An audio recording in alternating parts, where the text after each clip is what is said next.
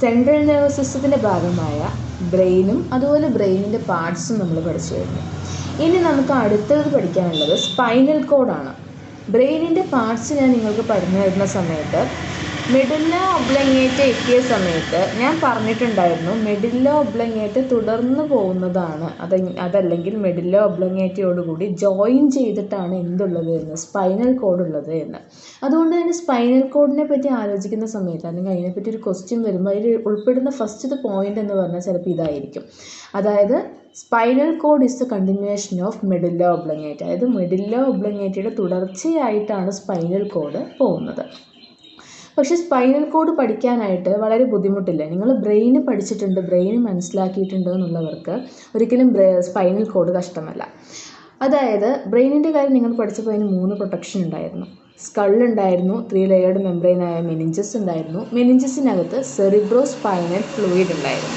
ഈ ഇത്രയും കാര്യങ്ങൾ തന്നെയാണ് ഇവിടെ നമ്മളുടെ സ്പൈനൽ കോഡിനും പ്രൊട്ടക്ഷൻസ് ആയിട്ട് വരുന്നത്. ഇതേപോലെ 3 പ്രൊട്ടക്ഷൻസ് തന്നെയാണ് ഇതിനും വരുന്നത്. പക്ഷേ സ്കൾ എന്നത് തലയിലുള്ള ബോണാണ്, തലയോട്ടിയാണ്. അപ്പോൾ തലയോട്ടിക്കകത്ത് ബ്രെയിന് വന്നു, ഓക്കെ. പക്ഷേ ആ ഒരു ബോണായിട്ട് ഒരു എല്ല് ഇവിടെ നമ്മുടെ സ്പൈനൽ കോഡിനെ പ്രൊട്ടക്റ്റ് ചെയ്യുന്നത് നമ്മുടെ നട്ടെല്ലാണ്, വെർട്ടിബ്രൽ കോളമാണ്. അപ്പോൾ എന്താണ് first protection of spinal code എന്ന് ചോദിച്ചാൽ first one is vertebral column. ഇനി അടുത്ത കാര്യം, അവിടെയും മെനിഞ്ചസ് ഉണ്ടായിരുന്നു, ഇവിടെയും മെനിഞ്ചസ് ഉണ്ട്. അവിടെ ബ്രെയിനിനെ പൊതിഞ്ഞിട്ടാണ് മെനിഞ്ചസ് എങ്കിൽ ഇവിടെ സ്പൈനൽ കോഡിനെ പൊതിഞ്ഞിട്ടാണ് ആ ഒരു 3 ലെയേർഡ് മെംബ്രെയിനായ മെനിഞ്ചസ് വന്നിരിക്കുന്നത്. ഇനി അടുത്ത കാര്യം സെറിബ്രോ സ്പൈനൽ ഫ്ലൂയിഡ് ആണ്. അവിടെ സെറിബ്രോ സ്പൈനൽ ഫ്ലൂയിഡ് നിറഞ്ഞിട്ടുണ്ടായിരുന്ന വെൻട്രിക്കിൾസ് ഓഫ് ബ്രെയിനിലും അതേപോലെ നമ്മുടെ മെനിഞ്ചസിൻ്റെ ലെയേഴ്സിലുമായിരുന്നു നിറഞ്ഞിട്ടുണ്ടായിരുന്നത്. ഇനി ഇവിടെ എങ്ങനെയാണെന്ന് ചോദിച്ചാൽ നമ്മളുടെ സ്പൈനൽ കോഡ് ഒന്ന് എടുത്തു നോക്കിയാൽ മനസ്സിലാവും. അതിൻ്റെ കറക്റ്റ് നടുക്കായിട്ട് ഒരു കുത്ത് പോലെ, ഒരു ചെറിയ ഓട്ട പോലെയുണ്ട്. അതിൻ്റെ പേര് സെൻട്രൽ കനാൽ എന്നാണ്. അപ്പോൾ ആ ഒരു സെൻട്രൽ കനാലിൻ്റെ അകത്താണ് നമ്മൾ ഈ സെറിബ്രോ സ്പൈനൽ ഫ്ലൂയിഡ് ഒഴിച്ചു വെച്ചിരിക്കുന്നത്. അങ്ങനെ ഈ 3 തരത്തിലുള്ള പ്രൊട്ടക്ഷൻ എവിടെയും വരുന്നുണ്ട്, സ്പൈനൽ കോഡിലും വരുന്നുണ്ട്. ഇനി നിങ്ങൾ പാർട്സ് പഠിച്ച സമയത്ത് സെറിബ്രത്തിൽ പുറം ഭാഗത്തിനെ ഗ്രേ മാറ്റർ ആണെന്നും അതിന് കോർട്ടെക്സ് എന്ന് വിളിക്കുന്നു എന്നും പറഞ്ഞു. അകൻഭാഗത്ത്, അതായത് അകത്തുള്ള ഭാഗത്ത് വൈറ്റ് കളർ, വൈറ്റ് മാറ്റർ ആണുള്ളതെന്നും അതിന് മെഡുല്ല എന്നാണ് വിളിക്കുന്നത് എന്നും പഠിച്ചിട്ടുണ്ടായിരുന്നു. കാരണം നമ്മൾ ബ്രെയിൻ നോക്കുന്ന സമയത്ത് ഫസ്റ്റ് അതിനെ മൂടിയിരിക്കുന്ന സെറിബ്രമാണ് നമുക്ക് കണ്ണിൽപ്പെടുക. അതാണല്ലോ ഏറ്റവും വലിയ പാർട്ട്. ബാക്കിയെല്ലാം അതിൻ്റെ ഉള്ളിലായിട്ടാണ് വരുന്നത്. അപ്പോൾ ഒറ്റ നോട്ടത്തിൽ നമുക്ക് ബ്രെയിന് കണ്ടാൽ അതൊരു ചാര കളറായിട്ടാണ് നമുക്ക് തോന്നുക. അപ്പോൾ ഇതേപോലെ സ്പൈനൽ കോഡിനെ പറ്റി ആലോചിച്ചു എന്ന് പറഞ്ഞാൽ ഇവിടെ നേരെ ആ ഒരു കാര്യം, ആ ഒരു ഫാക്റ്റ് മാത്രം റിവേഴ്സ് ആയിട്ടാണ് വരുന്നത്. അവിടെ ഗ്രേ മാറ്റർ ആണ് പുറത്തുണ്ടായിരുന്നത്, ഇവിടെ വൈറ്റ് മാറ്റർ ആണ് പുറത്തുള്ളത്. അവിടെ ഉള്ളിലുണ്ടായിരുന്നത് വൈറ്റ് മാറ്റർ ആണ്, ഇവിടെ ഉള്ളിലുള്ളത് ഗ്രേ മാറ്റർ ആണ്. ആ ഒരു ഡിഫറൻസ് ആണ് സത്യം പറഞ്ഞാൽ ഇവർ തമ്മിൽ വരുന്ന ഏക ഡിഫറൻസ് എന്ന് പറയുന്നത്. ഇനി നമുക്ക് അതിൻ്റെ സ്ട്രക്ചറാണ് ഒന്നുകൂടി ഒന്ന് മനസ്സിലാക്കാനുള്ളത്. നിങ്ങൾക്ക് ക്വസ്റ്റ്യൻസ് വരുന്നത് എങ്ങനെയാണെന്നുള്ളത് ഞാൻ നിങ്ങൾക്ക് നോട്ട്സിൻ്റെ കൂടെ ഉൾപ്പെടുത്താം. അതിനെപ്പറ്റി ഒന്നും ടെൻഷൻ വേണ്ട. പറയുന്ന കാര്യങ്ങളൊന്ന് മനസ്സിലാക്കി എടുത്താൽ മതി. കാരണം എങ്ങനെയൊക്കെ ക്വസ്റ്റ്യൻസ് വന്നാലും ഏതൊക്കെ രീതിയിൽ വന്നാലും നിങ്ങൾക്ക് അതൊന്ന് അപ്രോച്ച് ചെയ്യാനും എഴുതാനായിട്ടും കഴിയണം. അതിന് വേണ്ടിയിട്ട് ഈ ഒരു പിക്ചർ നോക്കിയാൽ തന്നെ നിങ്ങൾക്ക് സെൻട്രൽ കനാൽ എവിടെയാണ് ലൊക്കേറ്റ് ചെയ്തിരിക്കുന്നതെന്ന് മനസ്സിലാവും. അതുപോലെ തന്നെ വൈറ്റ് മാറ്റർ പുറത്താണ് എന്നുള്ളതും ഗ്രേ മാറ്റർ അകത്താണ് എന്നുള്ളതൊക്കെ ഈ പിക്ചർ നോക്കിയാൽ തന്നെ മനസ്സിലാവും. ഇനി 2 ഭാഗങ്ങളിലായിട്ട് കൈ പോലെയൊക്കെ മഞ്ഞ കളറിൽ എന്തൊക്കെയോ കൊടുത്തിട്ടുണ്ട് അല്ലേ. അതിൽ കട്ടി കൂടിയ മഞ്ഞ കളർ പാർട്ടിൻ്റെ പേരാണ് ഡോഴ്സൽ റൂട്ട്. കട്ടി കുറഞ്ഞ നാര് പോലെയുള്ള അതിൻ്റെ പേരാണ് വെൻട്രൽ റൂട്ട്. ഈ 2 റൂട്ടുകളും കൂടി ചേർന്ന്, അതായത് ഒരു ഡോഴ്സൽ റൂട്ടും ഒരു വെൻട്രൽ റൂട്ടും കൂടി ചേർന്നിട്ടാണ് നമുക്കൊരു സ്പൈനൽ നെർവ് ഉണ്ടാവുന്നത്. നിങ്ങൾക്കറിയാം 31 പെയർ സ്പൈനൽ നെർവ്സ് ആണുള്ളത്. അപ്പോൾ ഒരു സ്പൈനൽ നെർവ് ഉണ്ടാവുന്നത് ഇങ്ങനെ ഒരു ഡോഴ്സൽ റൂട്ടും ഒരു വെൻട്രൽ റൂട്ടും ചേർന്നിട്ടാണ്. ഈ ഡോഴ്സൽ റൂട്ടിൻ്റെ പ്രത്യേകത എന്താണെന്ന് വെച്ചാൽ സെൻസറി നെർവ് വഴിയാണ് ഇമ്പൾസസ് വരിക എന്ന് എല്ലാവർക്കും അറിയാം അല്ലേ. ഈ ഡോഴ്സൽ റൂട്ട് വഴിയാണ് നമ്മുടെ സെൻസറി നെർവ് ഇമ്പൾസസ് കൊണ്ടുവരുന്നു. എന്നിട്ട് ഡോഴ്സൽ റൂട്ട് വഴി കയറിയിട്ടാണ് സ്പൈനൽ കോഡിലേക്ക് ആ ഇമ്പൾസസ് കയറിപ്പോകുന്നത്. ഇനി അതേപോലെ വെൻട്രൽ റൂട്ട് നമ്മൾ നോക്കുന്ന സമയത്ത് ഈ കയറിപ്പോയ ഇമ്പൾസസിന് ഒരു റെസ്പോൺസ് വരും അല്ലേ, ഇങ്ങനെ പോയൊരു ഇൻഫർമേഷന് മറ്റൊരു ഇമ്പൾസ് റെസ്പോൺസ് ആയിട്ട് തിരികെ ആ ബോഡി പാർട്സ് എവിടെ നിന്നാണോ, ആ ഏത് ബോഡി പാർട്സിൽ നിന്നാണോ ഈ ഒരു സെൻസറി നെർവ് ഇമ്പൾസസ് കൊണ്ടുവന്നത് അത് ഡോഴ്സൽ റൂട്ട് വഴി കയറിപ്പോയിട്ട് അതിനുള്ളൊരു റിയാക്ഷൻ അല്ലെങ്കിൽ റെസ്പോൺസ് തിരിച്ച് ഇറങ്ങി വരും അല്ലേ. അത് കൊണ്ടുപോകാനായിട്ട് മോട്ടർ നെർവ് വെയിറ്റ് ചെയ്ത് നിൽക്കുന്നുണ്ടാവും. പക്ഷെ അത് ഏറ്റുവാങ്ങുന്നത് എവിടെ നിന്നാണ്? വെൻട്രൽ റൂട്ടിൽ നിന്നാണ് ആ ഒരു ഇമ്പൾസസ് ഏറ്റുവാങ്ങി മോട്ടർ നെർവ് നമ്മുടെ ആ ഒരു സംബന്ധപ്പെട്ട ബോഡി പാർട്സിലേക്ക് കൊണ്ടുപോകുന്നത്. അപ്പോൾ റൂട്ട് വഴിയാണ് കയറി പോകുന്നത് ഇമ്പൾസസ്, വെൻട്രൽ റൂട്ട് വഴിയാണ് ഇമ്പൾസസ് ഇറങ്ങി വരുന്നത് എന്നുള്ള കാര്യം നിങ്ങൾ ഓർത്ത് വെക്കുക. ഇനി അടുത്ത കാര്യം എന്താണെന്ന് വെച്ചാൽ സ്പൈനൽ കോഡിൻ്റെ ഫംഗ്ഷനാണ്. സ്പൈനൽ കോഡിൻ്റെ മെയിൻ ആയിട്ടുള്ള ഫംഗ്ഷൻ എന്ന് പറയുന്നത് എന്താണെന്ന് നിങ്ങൾക്ക് ഇപ്പോൾ ഈ നേരം കൊണ്ട് മനസ്സിലായിട്ടുണ്ടാവും. ശരീരത്തിൻ്റെ വിവിധ ഭാഗങ്ങളിൽ നിന്ന്, അതായത് ഡിഫറെൻറ്റ് പാർട്സ് ഓഫ് ദ ബോഡീസിൽ നിന്ന് വരുന്ന ഇമ്പൾസസിനെ ബ്രെയിനിലേക്ക് കൊണ്ടുപോവുക. അതായത് സ്പൈനൽ കോഡ് വഴി കയറി മെഡുല്ല ഒബ്ലൊംഗാറ്റയിലൂടെ മുകളിലോട്ട് ഹൈപ്പോതലാമസ് വഴി തലാമസ് വഴിയാണ് നമ്മുടെ സെറിബെല്ലത്തിലേക്കൊക്കെ പോകുന്നത്. അപ്പോൾ ആ ബ്രെയിനിലോട്ട് കൊണ്ടുപോകുക എന്നുള്ളതിൻ്റെ പാത്ത് വേ തന്നെയാണ് മെയിൻ ആയിട്ടുള്ള സ്പൈനൽ കോഡിൻ്റെ ഫംഗ്ഷൻ. അതുപോരാതെ നടത്തം, ഓട്ടം, അതായത് വാക്കിംഗ്, റണ്ണിങ് പോലെയുള്ള ആവർത്തന ചലനം, റിപ്പീറ്റഡ് മൂവ്മെൻറ്റ്സ് വരെ. ഇപ്പോൾ നമ്മൾ നടക്കുകയാണെങ്കിൽ റൈറ്റ് ലെഗ് ആദ്യം, ലെഫ്റ്റ് ലെഗ് പിന്നെ പറഞ്ഞിട്ട് ഒരു ഋതത്തിലാണ് നടക്കുന്നത്. അതേപോലെ ഓടുന്ന സമയത്തും അങ്ങനെ തന്നെയാണ്. ഒരിക്കലും റൈറ്റ് ലെഗ് തന്നെ 2 പ്രാവശ്യം മുന്നോട്ട് വെച്ചാൽ ഓടാനോ നടക്കാനോ കഴിയില്ല. അതുപോലെ തന്നെ ലെഫ്റ്റ് ലെഗ് തന്നെ 2 പ്രാവശ്യം മുന്നോട്ട് വെച്ചാൽ ഓടാനോ നടക്കാനോ കഴിയില്ല. അപ്പോൾ ആവർത്തന ചലനങ്ങൾ, റിപ്പീറ്റഡ്ലി മൂവ് ചെയ്യുന്ന സമയത്ത് ആ ഒരു മൂവ്മെൻറ്റ്സിനെ കോർഡിനേറ്റ് ചെയ്യുന്നത്, കറക്റ്റായിട്ട് ഇത് കഴിഞ്ഞാൽ അത് കഴിഞ്ഞാൽ ഇത് എന്നുള്ള രീതിയിൽ കോർഡിനേറ്റ് ചെയ്യുന്നത് ആരാണ്? സ്പൈനൽ കോഡാണ്. അപ്പോൾ നിങ്ങൾ ഇതേ ഒരു കാര്യം സെറിബെല്ലം ചെയ്യുന്നതായിട്ട് നിങ്ങൾ പഠിച്ചിട്ടുണ്ട് അല്ലേ. അതേപോലെ തന്നെ മെഡുല്ല ഒബ്ലൊംഗാറ്റയുടെ കാര്യത്തിൽ നിങ്ങൾ വന്നിട്ടുണ്ട്. അപ്പോൾ ഇതെല്ലാം നിങ്ങളൊന്ന് ലിങ്ക് ചെയ്ത് ആലോചിച്ച് നോക്കിയാൽ ഏകദേശം കാര്യങ്ങൾ പിടികിട്ടും. ഒരിക്കലും ഒരു കാര്യം നടക്കുന്നത് ഒരാളുടെ ഹെൽപ്പ് കൊണ്ടല്ല, ഒരുപാട് പേരുടെ, അതായത് ശരീരത്തിനകത്തുള്ള ഒരുപാട് പാർട്സിൻ്റെ കോർഡിനേഷൻ കൊണ്ടാണ് എന്നുള്ള ഒരു സത്യാവസ്ഥ നിങ്ങൾ ഓർത്ത് വെക്കണം. അപ്പോൾ സ്പൈനൽ കോഡിനെ പറ്റിയിട്ടുള്ള കാര്യങ്ങളൊക്കെ ഇത്രയേ ഉള്ളൂ. ഇത്രയും കാര്യങ്ങൾ കംപ്ലീറ്റ് ആയിട്ട് പഠിക്കുകയും വേണം. നമ്മൾ പഠിക്കാൻ പോകുന്ന ടോപ്പിക്ക് ഒരിത്തിരി എന്താ പറയുക, നിങ്ങൾക്ക് മനസ്സിലാക്കാനും ഉൾക്കൊള്ളാനും ഒരു ക്രേസിനെസ് തോന്നുന്നൊരു ടോപ്പിക്കാണ്. നമ്മൾ റിഫ്ലെക്സ് ആക്ഷൻസ് എന്താണെന്നുള്ളതാണ് ആദ്യം നോക്കാൻ പോകുന്നത്. The accidental and involuntary responses towards stimuli is called reflex actions. Accidental and involuntary responses, അതായത് നമ്മൾ ബോധപൂർവമല്ലാതെ ആക്സിഡൻ്റലി നമ്മളുടെ ശരീരത്തിൽ നിന്ന് വന്നു പോകുന്ന റെസ്പോൺസുകളെയാണ് നമ്മൾ റിഫ്ലെക്സ് ആക്ഷൻസ് എന്ന് വിളിക്കുന്നത്. അപ്പോൾ ഈ റിഫ്ലെക്സ് ആക്ഷൻസ് എന്ന് പറഞ്ഞാൽ, ഇപ്പോൾ സപ്പോസ് നിങ്ങൾ നടന്നു പോകുന്ന സമയത്ത് കാലിലൊരു മുള്ള് കുത്തിയത് നമ്മൾ കാല് മേലോട്ടെടുക്കും അല്ലേ, ഭയങ്കര സ്പീഡിലായിരിക്കും നമ്മൾ ചെയ്തിട്ടുണ്ടാവുക. ഇനി അതേപോലെ തന്നെ പെട്ടെന്ന് നമ്മൾ ഇങ്ങനെ ഇരിക്കുമ്പോൾ കണ്ണിൽ വല്ല ചാതി എന്തെങ്കിലും പറഞ്ഞൊരു ഈച്ചയോ കൊതുകോ എന്തെങ്കിലും പറന്നു വന്നു പെട്ടെന്നായിരിക്കും നമ്മൾ കണ്ണടയ്ക്കുക അല്ലേ. അങ്ങനെ കണ്ണടയ്ക്കുന്നതും എല്ലാം സ്പീഡായിരിക്കും, നമ്മൾ അറിഞ്ഞുകൊണ്ട് വരുന്നത് കണ്ടുകൊണ്ട് നമ്മൾ കണ്ണടയ്ക്കായിരിക്കില്ല, പെട്ടെന്ന് നമ്മൾ ചെയ്തു പോകുന്ന കാര്യങ്ങളാണ് അതൊക്കെ. അതുകൊണ്ടാണ് ഇൻവോളണ്ടറി റെസ്പോൺസസ് എന്ന് പ്രത്യേകം എടുത്തു പറയാനായിട്ട് കാരണം. അപ്പോൾ അങ്ങനെയുള്ള റിഫ്ലെക്സ് ആക്ഷൻസിൻ്റെ പാത്ത് വേ, അപ്പോൾ ആ ഒരു ഇമ്പൾസ്, ഇങ്ങനൊരു പ്രശ്നം സംഭവിക്കുമ്പോൾ ഇങ്ങനൊരു ഇമ്പൾസ് വന്നിട്ട് ആ ബോഡി ഇന്ന രീതിയിൽ റെസ്പോണ്ട് ചെയ്യണം എന്നൊക്കെ പറഞ്ഞിട്ട് ആ ഒരു പാത്ത് വേ കംപ്ലീറ്റ് ചെയ്തിട്ട്, അതായത് ഒരു ഇമ്പൾസ് ഫോം ആവുന്നു, നമ്മുടെ സെൻസറി നെർവ് എടുത്തിട്ട് പോകുന്നു, അത് ഡോഴ്സൽ റൂട്ട് വഴി കയറുന്നു, അപ്പുറത്ത് വെൻട്രൽ റൂട്ട് വഴി ഇറങ്ങുന്നു, അതിനെ മോട്ടോർ നെർവ് വാങ്ങിച്ചിട്ട് വരുന്നു, എന്നിട്ട് അതേ സ്ഥാനത്തേക്ക് റെസ്പോൺസ് കൊടുക്കുന്നു. അങ്ങനെ ഒരു ലോങ് പാത്ത് വേ അതിനകത്ത് ഇൻക്ലൂഡഡ് ആണ്. ഇത്രയും കാര്യങ്ങൾ കഴിഞ്ഞിട്ടാണ് നമ്മൾ ആ കാലെടുക്കുന്നതെങ്കിലും കണ്ണ് അടയ്ക്കുന്നതെങ്കിലും പോലും നമ്മളത് അറിയുന്നില്ല, അത്രയും സ്പീഡിലാണ് കാര്യങ്ങൾ നടക്കുന്നത്. അപ്പോൾ ആ ഒരു പാത്ത് വേ ആണ് റിഫ്ലെക്സ് ആക്ഷൻ്റെ റിഫ്ലെക്സ് ആർക്ക് എന്നറിയപ്പെടുന്ന പാത്ത് വേ. എത്ര ദൂരമാണ് ആ ഇമ്പൾസ് സഞ്ചരിക്കുക എന്നുള്ളതിൻ്റെ പാത്ത് വേ ആണ് ഇപ്പോൾ നമ്മൾ കൊടുത്തിരിക്കുന്നത്. ഇവിടെ നിങ്ങൾക്ക് മറ്റൊരു ഇൻട്രസ്റ്റിംഗ് ആയിട്ടുള്ള കാര്യം കാണാനായിട്ട് പറ്റും. ഇവിടെ ഞാൻ നേരത്തെ നിങ്ങൾക്ക് ഈ ഒരു എക്സാമ്പിൾ വെച്ചിട്ടായിരുന്നു ഏകദേശം ഈ ഒരു ലെസണിലുള്ള പകുതി കാര്യങ്ങളും പറഞ്ഞു തന്നത്. ഇവിടെ വെച്ച് നിങ്ങൾ ക്രേസി ആയിട്ടുള്ളൊരു കാര്യം നോട്ട് ചെയ്യുകയും ചെയ്യും. ആദ്യം സ്റ്റിമുലസ് കൊടുത്തിട്ടുണ്ട്, നമ്മളുടെ മെഴുകുതിരിയാണ് കൊടുത്തിരിക്കുന്നത്. അപ്പോൾ നമ്മളത് പോയി തൊടുന്ന രീതിയിലാണ് കൊടുത്തിരിക്കുന്നത്.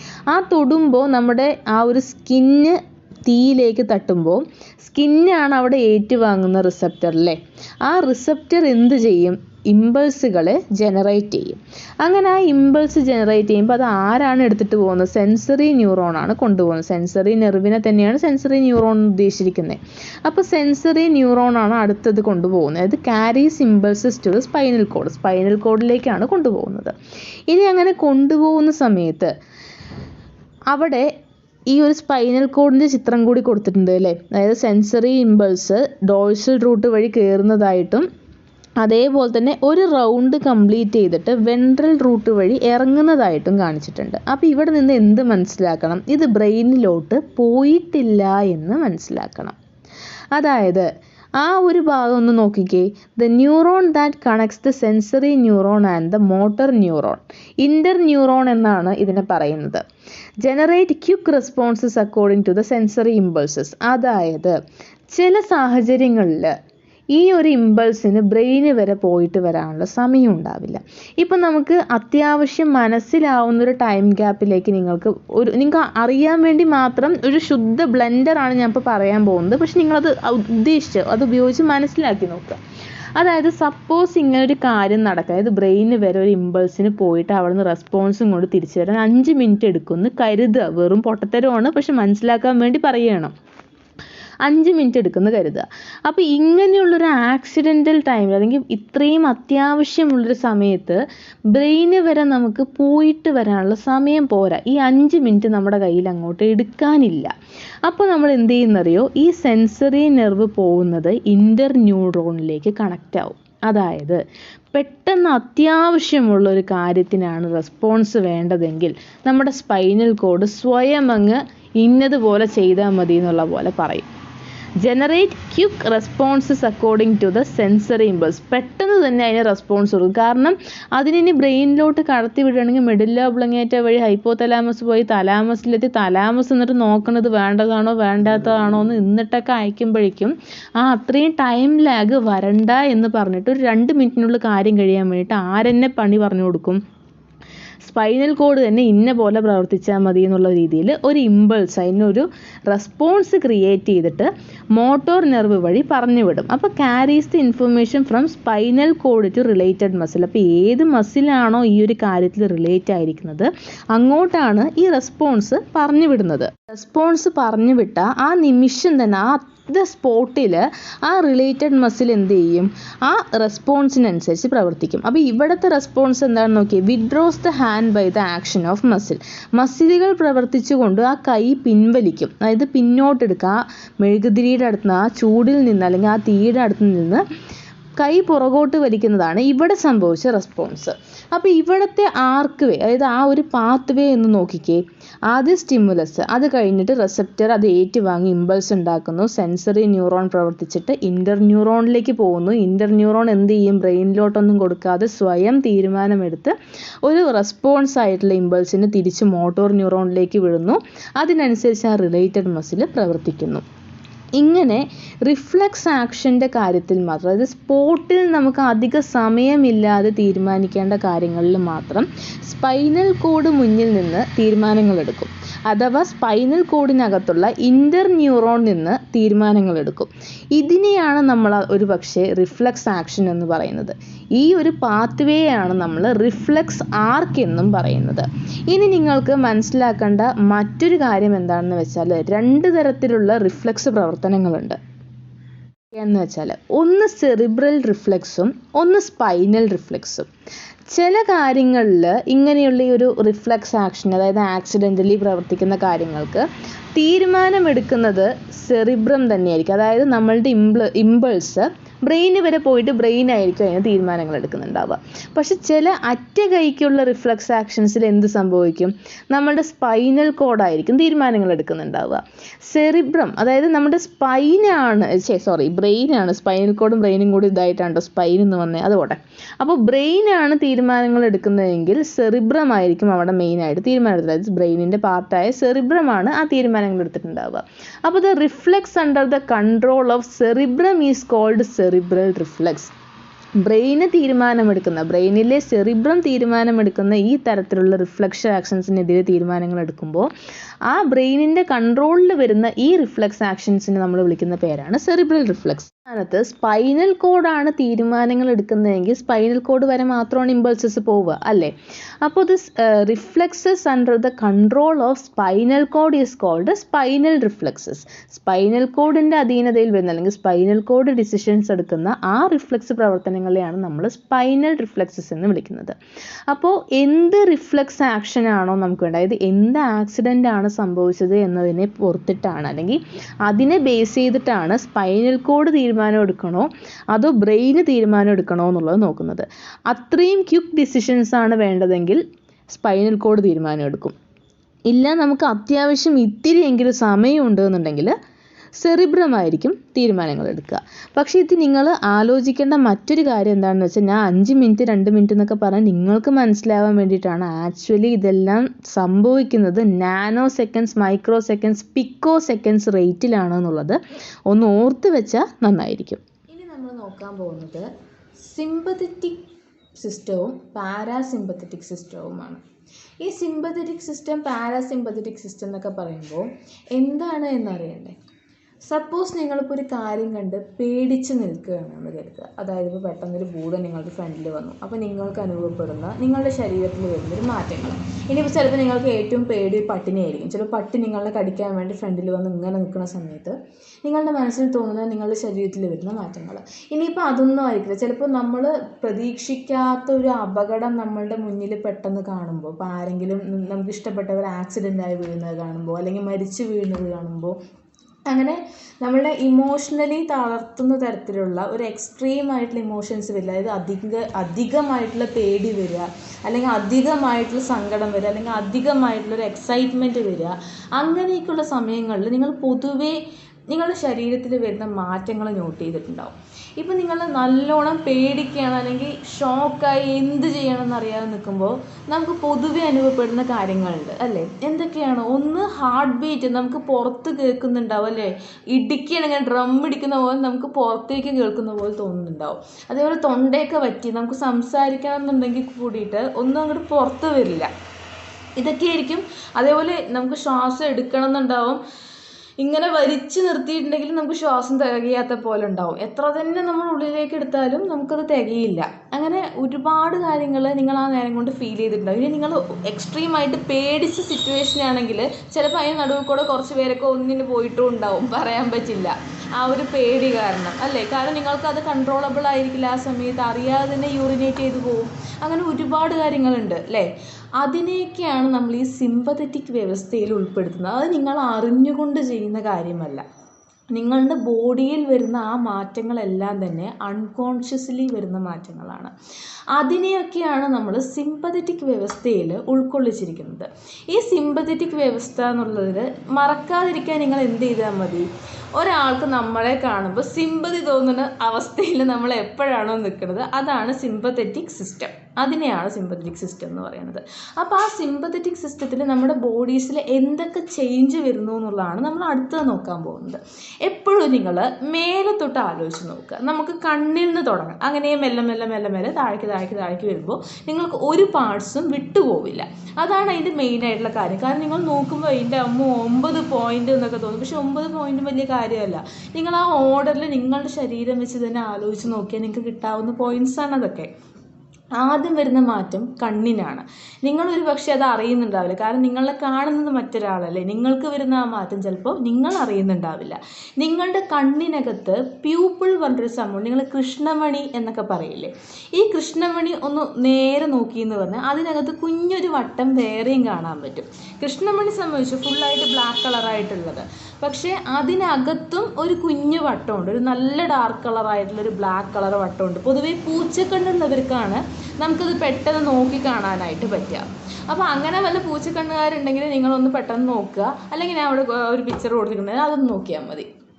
അപ്പോൾ ഈ പൂച്ചക്കണ്ണ് പോലെ നിങ്ങൾ ആ ഉള്ളിൽ കാണുന്ന ചെറിയൊരു ഡോട്ട് കണ്ടോ, അതിൻ്റെ പേരാണ് പ്യൂപ്പിൾ.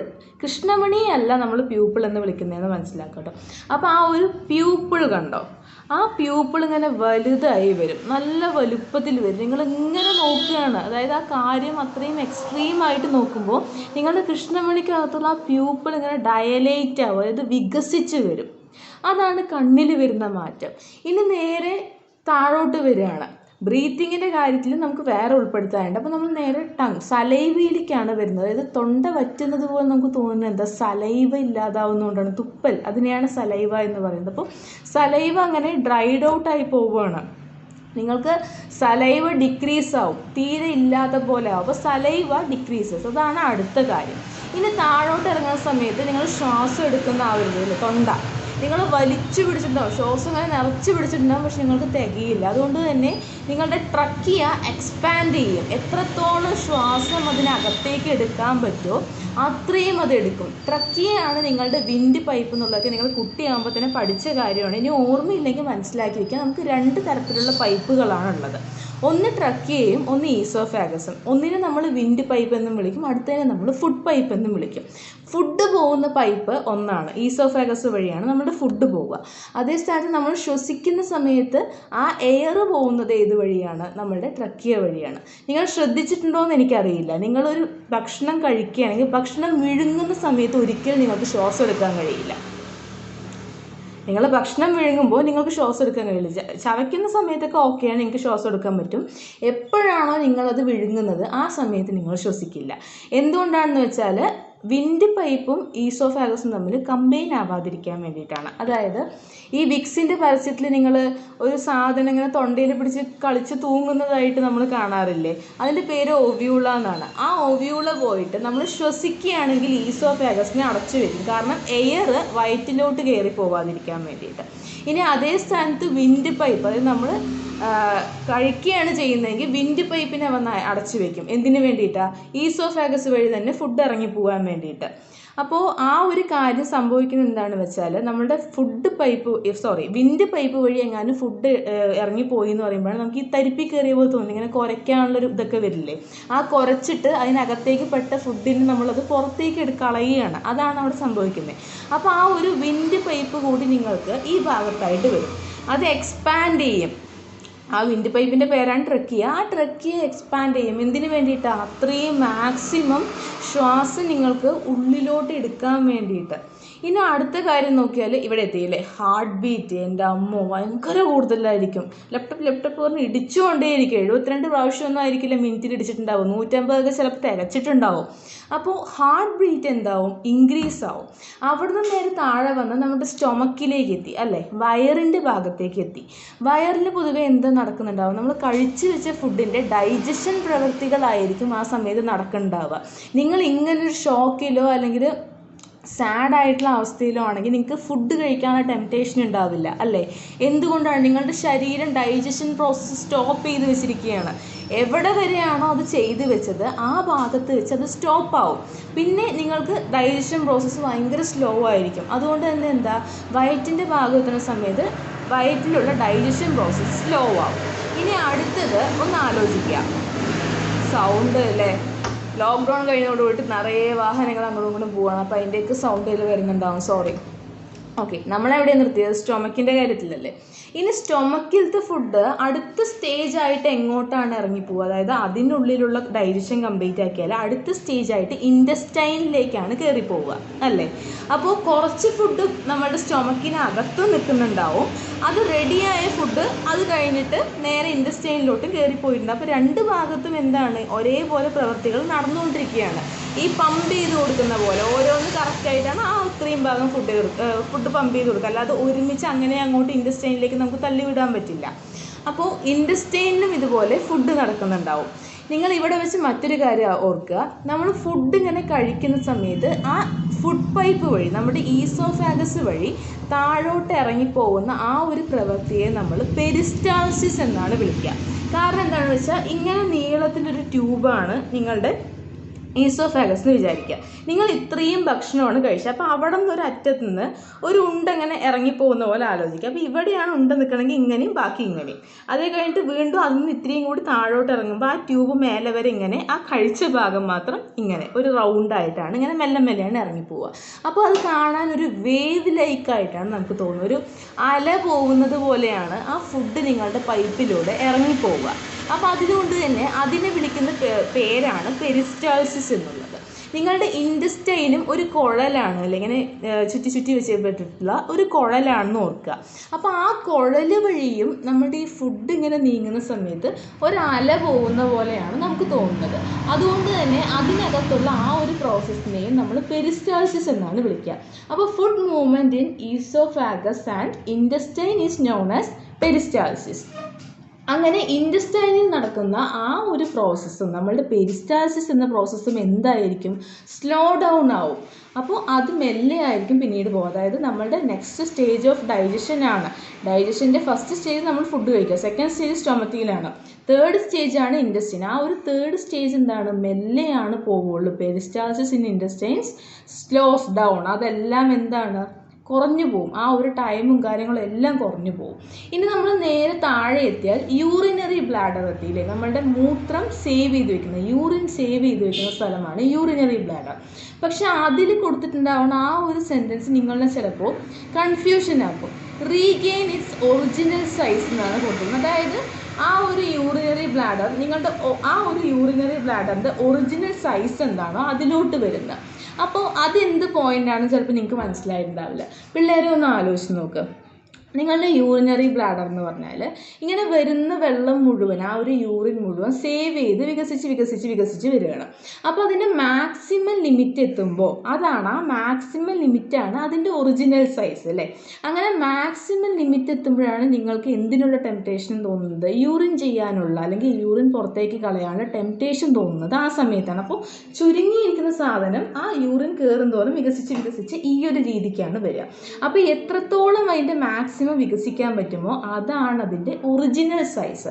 അപ്പോൾ റീഗെയിൻ ഇറ്റ്സ് ഒറിജിനൽ സൈസ് എന്ന് പറഞ്ഞാൽ നിങ്ങൾക്ക് ചിലപ്പോൾ അത്രയും യൂറിൻ ഒന്നും ഉണ്ടാവാനൊന്നും ചാൻസേ ഇല്ല. നിങ്ങളുടെ ശരീരത്തിൽ ചിലപ്പോൾ ആ ഒരു അത്രയും അളവിലുള്ള യൂറിൻ ഉണ്ടാവില്ല. പക്ഷേ ആ പേടി കാരണം വരുന്ന കാര്യങ്ങൾ കൊണ്ട്, ബോഡിയിൽ വരുന്ന മാറ്റം കൊണ്ട് തനിയെ അത് വികസിച്ച് അതിൻ്റെ റിയൽ സൈസിലോട്ട് എത്തി നിൽക്കും. അപ്പോൾ ചിലപ്പോൾ നിങ്ങൾക്ക് അത് അൺകൺട്രോളബിൾ ആയിട്ട് യൂറിൻ പോകും. ഇപ്പോൾ മനസ്സിലായോ നിങ്ങൾക്ക് എന്തുകൊണ്ടാണ് ആ ഒരു സമയത്ത് അൺകൺട്രോളബിളായിട്ട് ചിലർക്കൊക്കെ യൂറിൻ പോകാനുള്ള റീസൺ ഇതാണ്. അതായത് അവർ വേണം വെച്ച് ചെയ്യുക, അല്ലെങ്കിൽ അവർ അത്രയും നേരം മൂത്രമൊഴിക്കാനുള്ള ഒരു ടെംപ്റ്റേഷനിൽ നിൽക്കുക, അങ്ങനെയൊന്നുമല്ല. പകരം ആ സമയത്ത് വരുന്ന ബോഡിയിലുള്ള ചേഞ്ചസ് കാരണം മൂത്രം അഥവാ യൂറിൻ അത്രയും ക്വാണ്ടിറ്റി ഇല്ലെങ്കിൽ പോലും അതങ്ങനെ ഒരു ഇത്ര വലുപ്പത്തിൽ അതിൻ്റെ റിയൽ സൈസിലോട്ട് വന്ന് നിൽക്കുമ്പോൾ അറിയാതെ സംഭവിച്ചു പോകുന്നതാണ്. ഇത്രയും കാര്യങ്ങൾ ഓക്കെ. ഇനി നമുക്ക് രണ്ട് കാര്യങ്ങൾ കൂടി നോക്കാനുണ്ട്. ഒന്ന് വന്നിട്ട് ഗ്ലൈക്കജൻ കൺവേർട്സ് ടു ഗ്ലൂക്കോസ് എന്ന് നിങ്ങൾക്ക് കൊടുത്തിട്ടുണ്ട്. അപ്പോൾ ഇത്രയും കാര്യങ്ങൾ നിങ്ങൾക്ക് ഇങ്ങനെ ഓർഡറിൽ മനസ്സിലാക്കിയാൽ ഓർമ്മ നിൽക്കും. ഇനി അവസാനത്തെ രണ്ട് പോയിന്റ് ഞാൻ നിങ്ങൾക്ക് എക്സ്പ്ലെയിൻ ചെയ്ത് തരാം. ഗ്ലൈക്കജൻ കൺവേർട്സ് ടു ഗ്ലൂക്കോസ് എന്നൊരു പോയിന്റ് അതിൽ വരുന്നുണ്ട്. നിങ്ങൾ എപ്പോഴും മനസ്സിലാക്കി വയ്ക്കുക, പെട്ടെന്ന് ഒരാൾക്ക് ഇങ്ങനെ ഒരു അവസ്ഥ വരുമ്പോൾ, അതായത് വയ്യാതാവുന്ന ഒരു അവസ്ഥ വരുമ്പോൾ നമ്മൾ ഹോസ്പിറ്റലിൽ കൊണ്ടുപോയി അവർ ആദ്യം ചെയ്യുന്ന കാര്യം എന്തായിരിക്കും? ഗ്ലൂക്കോസ്, സലൈൻ ഇടും അല്ലേ? സലൈൻ കുത്തിവെക്കും. ഇനി ഗ്ലൂക്കോസിൻ്റെ കുപ്പി കാണാത്തവർ കണ്ടോ? എൻ്റെ ഒരു അഭിപ്രായത്തിൽ നിങ്ങളെല്ലാവരും കയറ്റിയിട്ടുണ്ടാവും. അപ്പോൾ ആ ഒരു ഗ്ലൂക്കോസിൻ്റെ ഇതാണ് കയറ്റി വയ്ക്കുക. കാരണം നമ്മുടെ ശരീരത്തിന് ഒരു എനർജി കിട്ടാൻ വേണ്ടിയിട്ട് അല്ലേ? അതേപോലെ നമ്മളുടെ ശരീരം തന്നെ നമ്മൾക്ക് വേണ്ടിയിട്ട് ഫസ്റ്റ് എയ്ഡ് തരാനായിട്ട് ഈ ഗ്ലൈക്കോജൻ എന്ന് പറഞ്ഞ സാധനത്തിനെ സേവ് ചെയ്ത് വയ്ക്കും. ഗ്ലൂക്കോസ് എന്ന് പറഞ്ഞാൽ നിങ്ങൾക്ക് അറിയാം, വെള്ളത്തിലിട്ടു എന്ന് പറഞ്ഞാൽ അലിഞ്ഞു പോകും അല്ലേ? അപ്പോൾ ഗ്ലൂക്കോസായിട്ട് നമ്മുടെ ശരീരത്തിൽ എടുത്തു വെച്ചു എന്ന് പറഞ്ഞാൽ അത് അലിഞ്ഞ ബ്ലഡിനോട് ചേർന്ന് അത് അപ്പോൾ തന്നെ യൂസ്ഡ് അപ്പ് ആവും. നമുക്ക് ആവശ്യമില്ലാത്ത സമയത്ത് തന്നെ യൂസ്ഡ് അപ്പ് ആവും. അപ്പോൾ അലിഞ്ഞ് ചേരാൻ പാടില്ല എന്നുള്ളൊരു കാര്യം കൊണ്ട് നമ്മുടെ ശരീരത്തിനകത്ത് ഗ്ലൈക്കോജൻ എന്ന് പറഞ്ഞ സാധനത്തിൻ്റെ രൂപത്തിലാണ് ഗ്ലൂക്കോസ് എടുത്ത് വയ്ക്കുക. ഇത് അലിഞ്ഞ് ചേരാതിരിക്കാൻ വേണ്ടിയിട്ട്. ഇങ്ങനെയുള്ള അവസ്ഥ എത്തുമ്പോൾ നമ്മൾ ആ പേടിച്ച ദിവസം നമ്മുടെ കൈയും കാലും വരാതെ നിൽക്കുകയായിരിക്കും. അപ്പോൾ നമുക്കൊരു എനർജി തന്നിട്ട്, സപ്പോസ് ചിലപ്പോൾ അവിടെ നിന്ന് മൂവ് ചെയ്യണമായിരിക്കും. ഇപ്പോൾ നമ്മൾ നായ അടിക്കാനാണ് വരുന്നതെങ്കിൽ നായിനെ നോക്കി എൻ്റെ അമ്മയെ ഇങ്ങനെ സ്റ്റാച്ചു പോലെ നിന്ന കാര്യം ശരിയാവോ? ഇല്ല. ആ ഗ്ലൂക്കോസ് എപ്പോഴാണോ നമ്മുടെ ശരീരത്തിലേക്ക് വരാൻ തുടങ്ങുന്നത് അപ്പോഴാണ് നമ്മൾ ആ എനർജി റീഗെയിൻ ചെയ്തിട്ട് അവിടെ നിന്ന് മൂവ് ചെയ്യാനായിട്ട് നമുക്ക് പറ്റുള്ളൂ. അല്ലാത്ത പക്ഷം നമ്മൾ അവിടെ സ്റ്റക്കാണ്. ഇത്രയും മാറ്റങ്ങൾ നമ്മുടെ ശരീരത്തിൽ ആ ഒരു കുറച്ച് സെക്കൻഡുകൾ കൊണ്ട് സംഭവിച്ചിട്ട് നമ്മൾ അവിടെ അങ്ങനെ നിൽക്കുകയാണ്. ആ ഗ്ലൂക്കോസ് വരുമ്പോൾ മാത്രമാണ് നമ്മുടെ ശരീരത്തിലുള്ള കാര്യങ്ങൾ മാറി തുടങ്ങുകയുള്ളൂ. അപ്പോൾ അങ്ങനെ ഒരു അറ്റ കൈക്ക് പെട്ടെന്നൊരു അത്യാവശ്യത്തിന് എടുക്കാൻ വേണ്ടി നമ്മുടെ ശരീരത്തിനകത്ത് സേവ് ചെയ്ത് വെച്ചാൽ ആ ഗ്ലൈക്കജനെ ആ ടൈമിൽ ബോഡി എന്താക്കി മാറ്റും? ഗ്ലൂക്കോസ് ആക്കി മാറ്റും. നമ്മളുടെ നോർമൽ സ്ഥിതിയിലേക്ക് തിരിച്ചു കൊണ്ടുവരാൻ നമുക്ക് ആ ഒരു എനർജി കൊടുക്കാനും വേണ്ടിയിട്ട്. ഇനി അവസാനത്തെ പോയിൻ്റാണ് ഹോർമോൺ സീക്രഷൻ ഇൻക്രീസസ്. നിങ്ങൾക്ക് അറിയുമെന്നറിയില്ല, ഹോർമോണുകളാണ് നമുക്ക് ദേഷ്യം തോന്നിക്കുന്നത്, സങ്കടം തോന്നിക്കുന്നത്, അല്ലെങ്കിൽ നമ്മുടെ ശരീരത്തിനകത്തുള്ള ഒരുപാട് പ്രവൃത്തികളെ മെയിൻറ്റെയിൻ ചെയ്യുന്നതും കൺട്രോൾ ചെയ്യുന്നതുമൊക്കെ ഈ ഹോർമോണുകളാണ്. ഈ ഹോർമോൺസിനെ പറ്റിയിട്ടുള്ള ഒരു ഡീറ്റെയിൽ ലെസൺ നിങ്ങൾക്ക് 3ാമത്തേൽ വരുന്നുണ്ട്. ഈ ഒരു ബയോളജി ടെക്സ്റ്റിലത്തെ 3ാമത്തെ ലെസണിൽ വരുന്നുണ്ട്. അതൊക്കെ നമുക്ക് അപ്പോൾ നോക്കാം.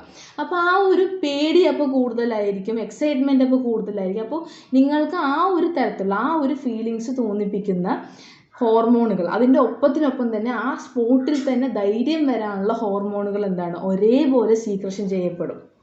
ഈ ഹോർമോണുകൾ ഇങ്ങനെ സീക്രഷൻ ചെയ്യപ്പെടുന്നത് കൊണ്ടാണ് ഒരു പക്ഷേ നിങ്ങൾക്ക് ആ ഡൈജഷൻ കൂടി സ്റ്റോപ്പായി പോകുന്നതെന്നൊക്കെ ഞാൻ ഒരു ഹിൻഡ് തന്ന് വെക്കാം. പക്ഷേ ഹോർമോണുകളാണ് നിങ്ങളുടെ ശരീരത്തിൽ ആ സമയത്ത് പ്രവർത്തിക്കുന്നത് മൊത്തം. അപ്പോൾ ഈ ഹോർമോണുകൾ എന്താണ്, ഒരുപാട് സീക്രറ്റ് ചെയ്യപ്പെടും. അപ്പോൾ ഇത്രയും പോയിൻറ്റ്സാണ്. നിങ്ങളൊരു സിമ്പത്തറ്റിക് സിസ്റ്റത്തിലാണ് നിൽക്കുന്നതെങ്കിൽ, നിങ്ങളോട് സിമ്പതി തോന്നിപ്പിക്കാവുന്ന സിസ്റ്റത്തിലാണ് നിങ്ങളപ്പോൾ നിൽക്കുന്നതെങ്കിൽ നിങ്ങളുടെ ശരീരത്തിൽ വരുന്ന മാറ്റങ്ങൾ. പക്ഷേ ഈ മാറ്റവും പിടിച്ചിട്ട് നമുക്ക് അവിടെ നിന്നാൽ മതിയോ? ഒരിക്കലുമില്ല. ഇതെല്ലാം സെക്കൻഡ്സ് കൊണ്ട് വന്നു പോകുന്ന മാറ്റങ്ങളുടെയാണ് നമ്മൾ പറയുന്നത്. നമുക്ക് റീഗെയിൻ ചെയ്ത് ഒറിജിനൽ സ്റ്റേറ്റിലേക്ക് വരണം അല്ലേ, അതായത് നമ്മൾക്ക് നോർമൽ സ്റ്റേറ്റിലേക്ക് വരണം. അങ്ങനെ നോർമൽ ആവുന്ന അവസ്ഥയെയാണ് നമ്മൾ പാരാസിമ്പത്തറ്റിക് സിസ്റ്റം എന്ന് പറയുന്നത്. അതായത് നിങ്ങൾ സിമ്പത്തറ്റിക് സിസ്റ്റത്തിൽ നിന്ന് നോർമലായി, അങ്ങനെ നോർമൽ ആവുന്ന അവസ്ഥയെ നമ്മൾ പാരാസിമ്പത്തറ്റിക് സിസ്റ്റം എന്ന് വിളിക്കുന്നു. അപ്പോൾ ഇവിടെയും നോക്കി എൻ്റെ അമ്മ ഒരു 9 പോയിന്റ്. പക്ഷെ നിങ്ങൾ ഒന്ന് ശ്രദ്ധിച്ചാൽ മനസ്സിലാവും, നമ്മൾ സിമ്പത്തറ്റിക് വ്യവസ്ഥയിൽ നമുക്ക് എന്തൊക്കെ സംഭവിച്ചോ അതിൻ്റെയൊക്കെ ഓപ്പോസിറ്റ് ആയിരിക്കും എന്ത്, പാരാസിമ്പത്തറ്റിക് വ്യവസ്ഥയിലുള്ളത്. കാരണം എന്താ, നമ്മൾ ശരീരം നോർമൽ ആയിക്കൊണ്ടിരിക്കണം. അപ്പോൾ എന്തൊക്കെ കൂടിയോ അതൊക്കെ കുറയും, എന്തൊക്കെ വലുതായോ അതൊക്കെ ചെറുതാവും. അപ്പോൾ അത്രയും കാര്യങ്ങളാണ് നിങ്ങൾ വെറുതെ ഒരു ഹിൻ്റായിട്ട് ആലോചിക്കുന്നത്. അതും നമ്മൾ മേലത്തൊക്കെ ആലോചിക്കുക. നമ്മുടെ കണ്ണിന് വന്ന മാറ്റം എന്തായിരുന്നു, പ്യൂപ്പിൾ ഡയലേറ്റ് ചെയ്തു, അതിനകത്തുള്ള ആ ഒരു പ്യൂപ്പിൾ എന്തായത് വികസിച്ച് വന്നു, അതല്ലേ ഉണ്ടായത്. അപ്പോൾ അതെന്തായിരിക്കും, നോർമൽ സൈസിലേക്ക് പോകും അല്ലേ. പ്യൂപ്പിൾ കോൺട്രാക്ട്സ്, ഡയലേറ്റ് എന്ന് പറഞ്ഞാൽ വികസിക്കുക, കോൺട്രാക്ട് എന്ന് പറഞ്ഞാൽ ചുരുങ്ങുക, പഴയ അവസ്ഥയിലേക്ക് എത്തുക എന്നുള്ളതാണ് അർത്ഥം. ഇനി അടുത്ത് എന്താ, സലൈവ അപ്പുറത്ത് ഡിക്രീസ് ആവുകയാണ് ചെയ്തത്. അപ്പോൾ ഇവിടെ എന്തായിരിക്കും, സലൈവ കംസ് ടു നോർമൽ, അല്ലെങ്കിൽ സലൈവ ഇൻക്രീസസ് എന്നുള്ള പോലെ നിങ്ങൾക്ക് എഴുതി വയ്ക്കാൻ പറ്റും. ഇനി നേരെ ട്രക്കിയ എക്സ്പാൻസ് എന്നാണ് കൊടുക്കുന്നത്. ട്രക്കിയ എക്സ്പാൻഡ് ചെയ്യുക പറഞ്ഞാൽ ട്രക്കിയ എങ്ങനെ വീർത്ത് വരിക. അപ്പോൾ ട്രക്കിയ കോൺട്രാക്ട്, ട്രക്കിയ എന്ത് ചെയ്യും, ചുരുങ്ങുന്നത് നിങ്ങൾക്ക് വേണമെങ്കിൽ എഴുതാം. അതായത് ഡിക്രീസ് എന്ന് കൊടുക്കരുത് കേട്ടോ, ഒന്നുകിൽ കോൺട്രാക്റ്റിന് കൊടുക്കുക, അല്ലെങ്കിൽ വേറെന്തെങ്കിലും നിങ്ങൾ ടെസ്റ്റുള്ള പോലെ കൊടുക്കുക.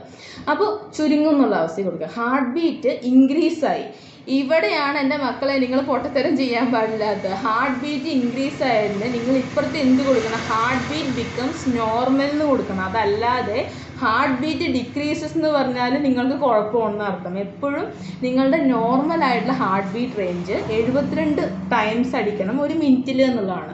അപ്പോൾ 72ൽ നിന്ന് കൂടിയാലും പ്രശ്നമാണ്, 72ൽ നിന്ന് കുറഞ്ഞാലും പ്രശ്നമാണ്. അപ്പോൾ ഹാർട്ട് ബീറ്റ് ഇൻക്രീസസ് എന്നുള്ളതിൻ്റെ ഓപ്പോസിറ്റ് പോയിൻ്റായിട്ട് ഹാർട്ട് ബീറ്റ് ഡിക്രീസസ് എന്ന് എഴുതിയാൽ അത് 72ൽ നിന്നും കുറഞ്ഞു, അപ്പോൾ നിങ്ങളുടെ ബോഡി ഇപ്പോഴും നോർമൽ അല്ല എന്നാണ് അർത്ഥം. അപ്പോൾ ഒരിക്കലും ആ മണ്ടത്തരം പോയി ചെയ്ത് വെക്കരുത്. ഹാർട്ട് ബീറ്റ് ഇൻക്രീസസ് എന്നുള്ള പോയിന്റ് നിങ്ങൾ ഇപ്പുറത്ത് എഴുതുന്ന സമയത്ത് പാരാസിമ്പത്തറ്റിക് വ്യവസ്ഥയിലേക്ക് വരുമ്പോൾ ഹാർട്ട് ബീറ്റ് ബിക്കംസ് നോർമൽ എന്നാണ് നിങ്ങൾ കൊടുക്കേണ്ടത്. ഇനി നമുക്ക് എന്താ, സ്റ്റൊമക്കിലുള്ള ആ ഒരു പ്രവൃത്തി, ഡൈജഷൻ പ്രവൃത്തി സ്ലോ ആയിട്ടുണ്ടാവും, അതെന്തായിരിക്കും, നോർമലാവും. അതേപോലെ ഇൻറ്റസ്റ്റൈനിലുള്ള പെരിസ്റ്റാൾസിസ് സ്ലോ ആയിട്ടുണ്ടായിരുന്നു, അതും എന്തായി മാറും, നോർമലാവും. ഇനി യൂറിനറി ബ്ലാഡർ നോക്കുകയാണെങ്കിൽ അത് ഒറിജിനൽ സൈസിലേക്ക് വന്നു എന്നാണ് കൊടുത്തിട്ടുണ്ടാവുക. അത് കോൺട്രാക്ട് ചെയ്യുക, അത് ചുരുങ്ങി, അപ്പോൾ എത്ര യൂറിനാണോ അതിനകത്തുള്ളത് അപ്പോൾ ആ ഒരു രീതിയിൽ ചുരുങ്ങിപ്പോവും. നിങ്ങൾ ഈ ബലൂണിൽ വെള്ളം നിറയ്ക്കുന്നത് പോലെ, നിങ്ങൾ വെള്ളം നിറയ്ക്കുന്നതനുസരിച്ച് അത് വലിപ്പം കൂടി വരും. ഒരവസ്ഥ എത്തുമ്പോൾ അത് പൊട്ടും, അതിന് മേലെ പോവില്ല അല്ലേ.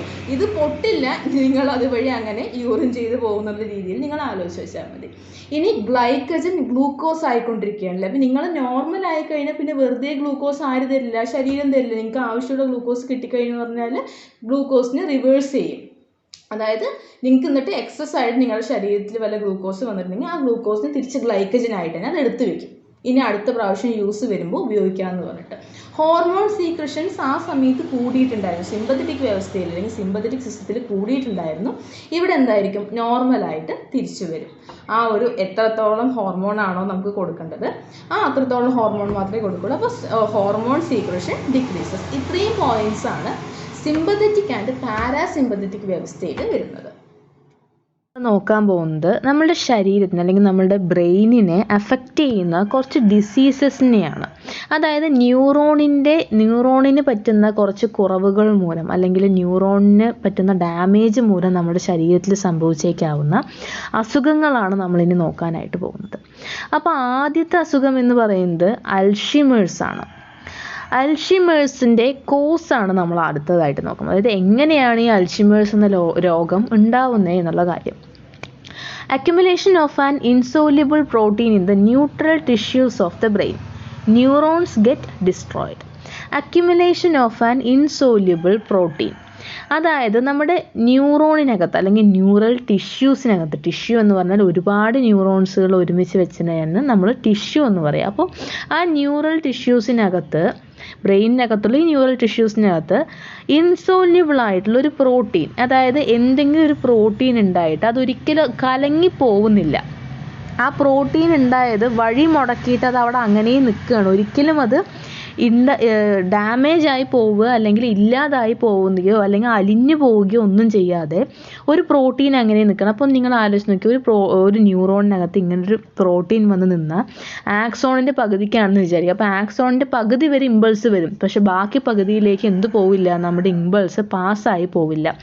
അപ്പോൾ എന്ത് ഇമ്പൾസാണോ വന്നത് അതവിടെ സ്ട്രക്കായി സ്റ്റോപ്പായി നിന്നു, ഒരിക്കലും അത് ബാക്കിയുള്ള ഭാഗത്തേക്ക് പോകുന്നില്ല. അങ്ങനെ ഇങ്ങനെ ആയിട്ട് ആ ന്യൂറോൺസുകൾ എന്താണ്, പതുക്കെ പതുക്കെ താൻ സ്വയം യൂസ്ലെസ് ആണെന്ന് മനസ്സിലാക്കി അത് സ്വയം നശിപ്പിക്കാനായിട്ട് തുടങ്ങും. അതോടുകൂടിയിട്ട് നമ്മുടെ ശരീരത്തിൽ ഉണ്ടാവുന്ന പ്രശ്നങ്ങൾ എന്തൊക്കെയാണ്, അല്ലെങ്കിൽ സിംറ്റംസ്, ഈ ഒരു രോഗം ഉണ്ട് എന്നുള്ളതിൻ്റെ സിംറ്റംസ് അപ്പോൾ എന്തൊക്കെയാണ് വരുന്നത് നോക്കി. ലോസ് ഓഫ് മെമ്മറി, ഒരു കാര്യവും ഓർമ്മ നിൽക്കാതെയാവും.